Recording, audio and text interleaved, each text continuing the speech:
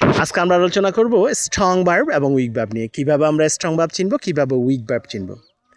Strong verb চেনার সহজ উপায় কী?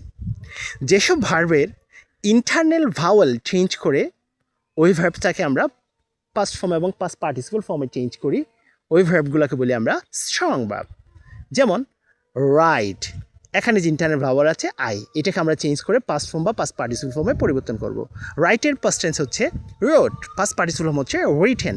একইভাবে ড্রিঙ্ক, পাস্ট ফর্ম হচ্ছে ড্র্যাঙ্ক, পাস্ট পার্টিসিপল ফর্ম হচ্ছে ড্রাং। টেক, পাস্ট ফর্ম হচ্ছে টুক, পাস্ট পার্টিসিপল ফর্ম হচ্ছে টেকেন। ব্রেক, পাস্ট ফর্ম হচ্ছে ব্রোক, পাস্ট পার্টিসিপল ফর্ম হচ্ছে ব্রোকেন। ফল, পাস্ট ফর্ম হচ্ছে ফেল, পাস্ট পার্টিসিপল ফর্ম হচ্ছে ফলেন। এখানে আমরা একটা বিষয় খেয়াল করবো, সেটা হচ্ছে এই স্ট্রং ভার্বের প্রেজেন্ট, পাস্ট এবং পাস্ট পার্টিসিপল ফর্ম, অর্থাৎ এই তিনটা ফর্মেট ডিফারেন্ট হয়। আবার উইক ভার্ব হচ্ছে যেসব ভার্বের সাথে আমরা ডি, ইডি, টি যোগ করে পাস্ট ফর্ম বা পাস্ট পার্টিসিপল ফর্মে পরিবর্তন করি, ওগুলোকে আমরা বলি উইক ভার্ব। আবার অনেক সময় তিনটা ফর্মেটও একই ধরনের হয় উইক ভার্বের মধ্যে।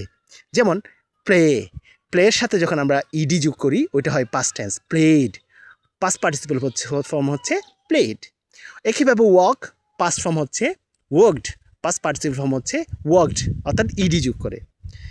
কিন্তু ফিল, ফিলে পাস্ট ফর্ম হচ্ছে ফেল্ট, FELT, টি যোগ করে, পাস্ট পার্টিসিপল ফর্মও ফেল্ট। আবার স্মাইল, স্মাইলে আমরা শুধু ডি যোগ করে ফার্স্ট ফর্ম এবং পাস্ট পার্টিসিপল ফর্মে পরিবর্তন করবে, স্মাইলড, স্মাইলড। পাস্ট ফর্ম এবং পাস্ট পার্টিসিপল ফর্ম সেম। আবার তিনটা ফর্মেট একই রেখে কতগুলা উইক ভার্ব আছে, যেমন পুট, পুটের past form, present form, past participle form same, put, put, put. একইভাবে cut, present, past, past participle form একই, কাট, কাট, কাট।